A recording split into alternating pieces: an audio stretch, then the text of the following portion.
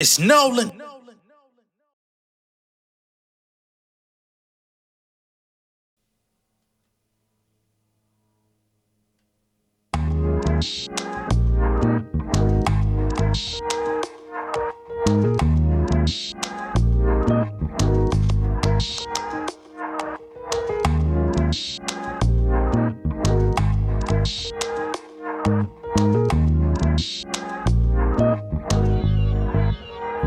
Yeah, she from a small town, pecan brown, holding it down. On the way to college, dodging them clowns, fixing the crown. Yeah, off kilter but beautiful with no filters or lip fillers, making them girls jealous. But really, she's simple, ain't thinking about it. She don't see what's popping, stick to herself, spiritually vibing. Her weakness is kindness, open to meeting people, but she don't see intention. She been sheltered, so when she gain the trust, believe in anything you tell her. Like a street smarts, natural sweetheart, swept off her feet by some nigga that call herself unique. They start buying and spending more time together through covering whether she with whatever. He got a hold of her hidden treasure. Next thing you know, she pregnant, stomach bulging. Homie lose her composure through the term. This nigga barely sober. She insecure about his whereabouts. He quit the warehouse. She ain't hear from dude in days. Sleeping on his friend's couch. That's what he told her. But he's selling dope, trying to buy some baby coats. Caught up in the life, got arrested. Now she left the coat. Damn. Black queen in a vacant castle. It's like having a passport with nowhere to travel. Yeah. What's going on, beautiful people? It's the J Nolan here. Welcome back to another episode of Inside the Industry, your number one source for music, entertainment, commentary, and breakdowns. Hope y'all are doing good this evening. Now, in this particular video, we're going to be talking about Miss Chloe Bailey and her feedback for Kendrick Lamar's GNX. Now, of course, the entire industry, everybody's been coming out praising this project. We've already got the first week sales in. It's a number one album, which, I mean, all his albums have been number one, so that keeps the streak alive. We've got projections for next week's Billboard that all 12 songs from GNX are going to be in the top 20 on Billboard. That's craziness. I believe right now they already got like 8 that are in the running. It's crazy, man. And he's only one of 3 artists that have ever done that. So Kendrick is definitely dominating. He's got the space. He's got the eyes on him. He's got everybody's attention. He's ruling the conversation. Everybody knows this, right? So Chloe Bailey, when the album dropped, she came out. She talked about how much she enjoyed it, how much she loved it. And she gave a little bit of background about how she used to have a crush on Kendrick Lamar and that she thought, in her young mind, that she was gonna one day end up with him. Now, unfortunately, when you do these types of things on social media, you share it, there's always that fine line between sharing and oversharing. Now, I'm not necessarily saying she overshared, because when I saw the video and I saw the clip, I didn't really think too much of it, but then I also sat and thought, the naysayers, the haters, the detractors, the people that only look for the negative in anything are going to have a field day with this. They're going to say she's trying to send the back signal to Kendrick. She wants attention. She wants him to, you know what I'm saying? And sure enough, people pounced on that one little piece of what she was saying about this man's album and tried to call her a Jezebel. They want to call her a home wrecker. They want to come at her neck in all possible ways, pals, and try to throw her under the bus to make her look bad, which the good thing is for Chloe, she's got pretty tough skin at this point. She's used to people overly scrutinizing what she says, taking, and putting 80 on 15. So she takes it in stride. She's very well media trained. She's very well spoken. So she never really gets out of her character too much. She did, find herself getting a little bit, angered when people were really deriding her sister during that whole pregnancy with DDG and all that stuff. She was definitely getting on the internet like, hey, that's my sis. Hey, that's my sis. Which I ain't mad at. But in this case, she's handling it with, demure. Oh man. So we're gonna go ahead and pull up the clips of Chloe talking about the situation. She also came back and responded to the hate that she received, in which she still was very calm, very collected. You know what I'm saying? Not getting outside of herself, not raising her voice, not getting angry, which I think a lot of people could really study how she handles these things, man. Because when you really let motherfuckers know you triggered and you angry and you feeling some type of way on some Soldier Boy level, Ray J level type shit, that's when motherfuckers know we got you. I'm gonna keep pressing these buttons. I'm gonna keep pressing these buttons. I like to see you angry. I'm so fucked up in my life. I know at any point in my life or at any point in my day, I could just check in on Chloe, press this button, get her going, and it's gonna bring me nothing but joy to see her going through it. That's what people have come to learn about, like Cardi B. You know what I'm saying? I fuck with Cardi, but y'all see she's constantly on code red. Okay, so let's go ahead and pull up the first clip, and then we'll keep going with the, you know, chain of events. Okay, give me a second. Bow. I had a Kendrick Lamar phase, and I was convinced I was going to be with him. Who has listened to Kendrick's album? I have had it on repeat for the past 4 or 5 days since it's been out. Let's discuss favorite songs. And listen, I did not just hop on the Kendrick train now. I don't know if you all know this. Ask Callie, ask Branson. About 8 years ago, I had a whole Kendrick phase. Like, I've had phases, right? Like, I had a James Fauntleroy phase, I had a Frank Ocean phase, I had a Twigs phase, I had a Tune Yards phase, I had a Kendrick Lamar phase. And I was convinced I was going to be with him. And I loved him when I was younger so much, from Section 80, even the mixtape before that had Alien Girl on it. Like, I've been a diehard Kendrick fan from day one. So I haven't just hopped on the bandwagon now. But I'm happy a lot of people are hopping on the bandwagon. But I've been a hardcore Kendrick fan, K. Dot, when he was K. Dots. Okay, let's talk about it. I love Man in the Garden. What else? I love Luther. I love Reincarnated. I love TV Off, of course. I'm gonna come out once again and say I feel like that was harmless. Like, she did say it twice.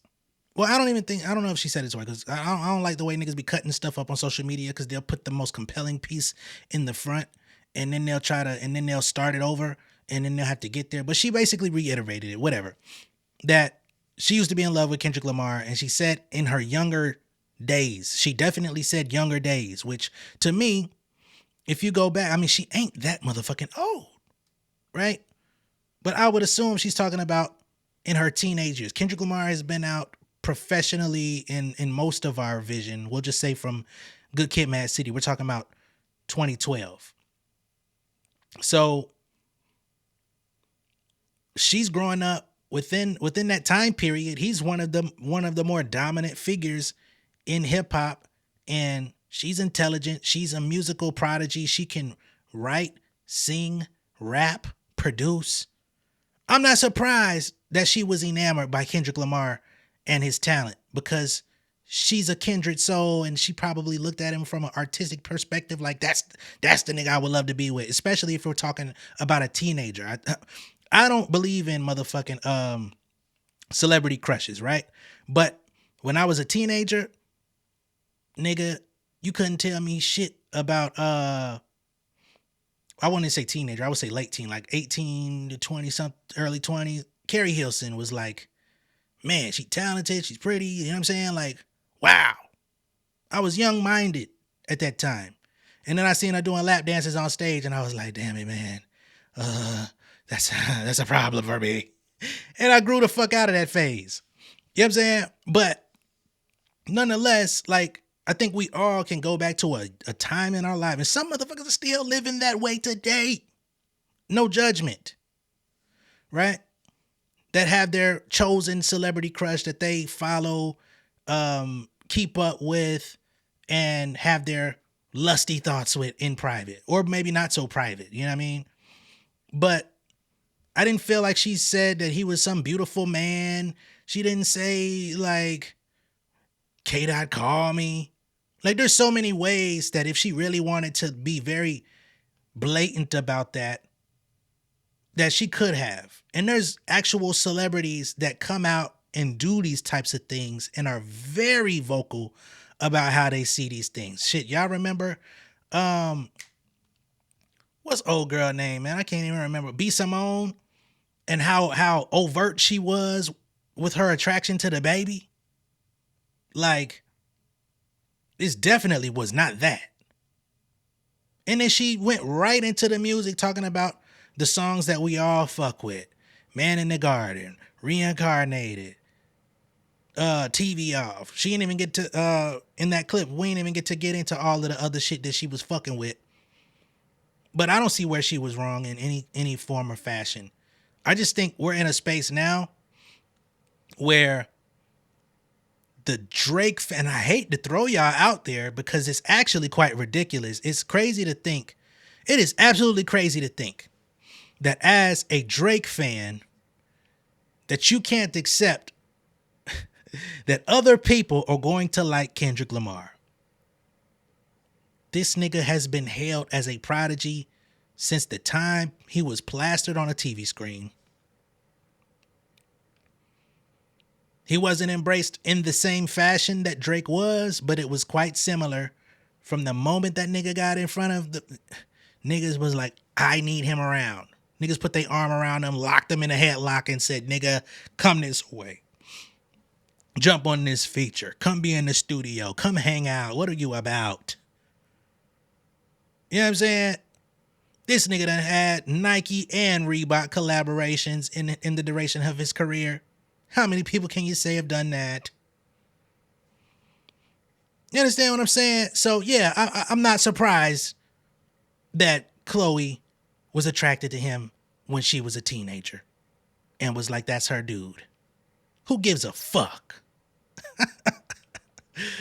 But y'all are so eager to harass people. Y'all want to jump on niggas' backs. Y'all want to try to bully motherfuckers out of having a public opinion about a very public project and a very public artist that everybody is tuned in and consuming all at the same time. We're all sharing our public opinions. Drake used to have this effect once upon a time. There was once upon a time when Drake dropped an album, niggas would live tweet and be like, oh, I love the intro. I love this. Man, I lived through Twitter. I lived through the Black Twitter era when it was really Black Twitter and motherfuckers was live tweeting the BET Awards and the shit that was like really relevant and it mattered. Right? I remember when what was it, Carter 4 dropped and everybody was talking about the interludes and oh shit, Busta Rhymes popped up on this one. Oh shit, Jadakiss popped up on this one. Oh shit, Andre 3000's on this motherfucker. Oh wow. If you wasn't around for that, I can't say nothing about you. But the live tweeting game was where it was at. Y'all remember when Drake used to be King Caption? When every bar that nigga used to put on a song used to be in an IG model's caption and your girlfriend and your friend and your cousin and your little sister. Doesn't feel so safe now to see that in circulation. But once upon a time, he had that shit on lock. But y'all want motherfuckers to suppress their opinion. Nah, dog, fuck off. So she gets confronted on social media. She gets a shit storm of hate. So here's what Chloe had to say in response. Once again, she kept it P. Respect. I'm not shooting my shot at a married man. I was talking about years and years ago. I was just sharing how I was a diehard Kendrick fan, like from day one. Everybody just doesn't like happiness. Everybody has to take everything so seriously. I would never. Honestly, I don't let stuff like that get to me anymore because I think it's funny. I think it's funny now how people will like take things out of context. Hey, I'm innocent, child. I am innocent. Am I cooking today? No, but I will be eating today. If you guys won't stop asking me about the Kendrick stuff, I was sharing my love for the album. And I was sharing my mindset at 17 years old. Just like how I shared my love for Omarion from B2K. Like, come on, give me a break, guys. Okay. Happy Thanksgiving. Love you. I can't end it. Bro, it's a motherfucking shame. It is a motherfucking shame. You can't even, this nigga drop an album right before Thanksgiving. You think motherfucker ain't gonna enjoy that shit and talk about it and engage with the fans. She down there getting ready to link up with the fam, go see with that turkey or that chicken or that motherfucking roast. You know, some of y'all eat ham. Hey, more power to you. See with that ham with them pineapples and shit hitting on. You know what I mean? Some of that good old dress and some of that baked mat. Some of them got them green for the healthy one. Shout out to the kale, not the collard. You know what I mean? However you gets down, baby. Ain't no judgment over here. What you eat don't make me ever. She finna do all that, be with her family where everybody else is supposed to be. You know, not everyone celebrates holidays. More power to you. But it's pretty much widely accepted that, you know, you gonna link up with somebody. You could do a Friendsgiving. Or hell, you could just do a goddamn Homesgiving. I don't give a fuck. I'm not cooking. I ain't doing shit, nigga. We in the house. We watching movies. Whatever you do, what possesses you to get on the hate train of somebody? We just gonna shit on her today. Fuck her. On the day. You know what I'm saying? On the day of family and food and festivities. 3 F's. Family, food, and festivity day.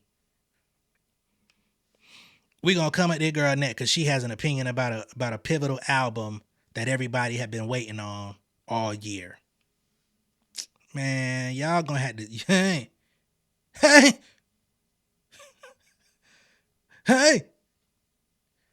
y'all gonna have to go ahead and get them acorns up out your throat, okay? You can listen to all of Drizzy's music you want. If that's what makes you flutter, do what works for you. You know what I'm saying? Some people gonna judge you. I'm not. If you ride on that side, do what you do. Why can't you be a peaceful fan? Why you gotta choose violence? You know what I'm saying? Now, clearly, once again, Chloe is all good. She's moving on with life. But I just felt compelled to talk about this because, again, niggas just making shit weird. Niggas are making shit weird. Niggas are making music fandom like gangbang activity. You know what I'm saying? Like, I'm not repping nobody's colors, brother. You know what I'm saying? I'm not taking no prison charges. I'm not holding no paraphernalia, weapons, you know what I'm saying? Substances, nothing for nobody on behalf of no artist. Y'all niggas be out here acting like y'all willing to take 5 to 10 for a nigga. For a nigga that don't know you exist and wouldn't piss on you in a fire. You know what I'm saying? Jesus. But shout out to Chloe. Much love and power to you. Keep pushing. Keep doing your thing. Keep being outspoken as well. As long as you ain't hurting nobody or you know, trying to be negative toward nobody, do what you got to do. And man, be happy, be merry. We wishing you all the best. You know, she hasn't been having the greatest year. She put out a pretty good album and it got overlooked. So going into next year, you know, she wanted to be touring. Leave that girl alone, man. What the fuck wrong with y'all nigga, man? Y'all nigga definitely need to need to throw them goddamn sock and bobbums on, man. Get your ass 2-3 pieced up real quick one good time. Sit your ass down, boy. Get you some milk or something. But I'm gonna go ahead and sign out. Let me know what y'all think of all this down below in the comments. Let me know what y'all think of this this hip hop civil war shit. You know what I mean? We definitely have entered a new frontier in the year of 2024.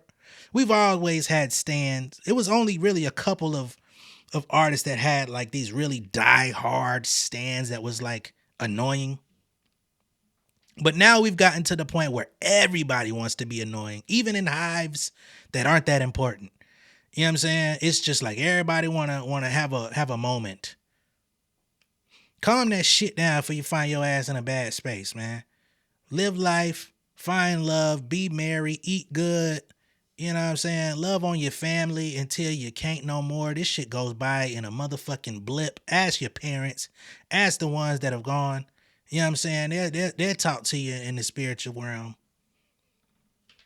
Better find some joy out there, bit, before you can't no more. All right? Much love, respect. I'll see y'all in a minute. Peace. Yeah, king of my city and cul-de-sac. Coming out swinging like soldier rag. Leading my people like quarterback. Boy, I study this shit, I'm an almanac. Had to get up and grind. Knowledge is booming, I'm here to apply. Came with the chip and the dip, it just single the mind. We finna do more than survive. I need my check. Spinning the block for the Gouda. We hitting the jeweler to flood out the net. We don't do beef on computers, I'm straight out the sewer. We come when you rest. Niggas be looking perplexed, so keeping my foot on their neck. No map, I trust my gut for the quest. With drama, I'm fully abreast. I was ready for years and they doubted me. All of a sudden they tell me they proud of me. I been dropping these haters like calories. Cross them out, I came back with some battery. Stand for my honor, but too raw, no corner. Packing the stick with a drummer.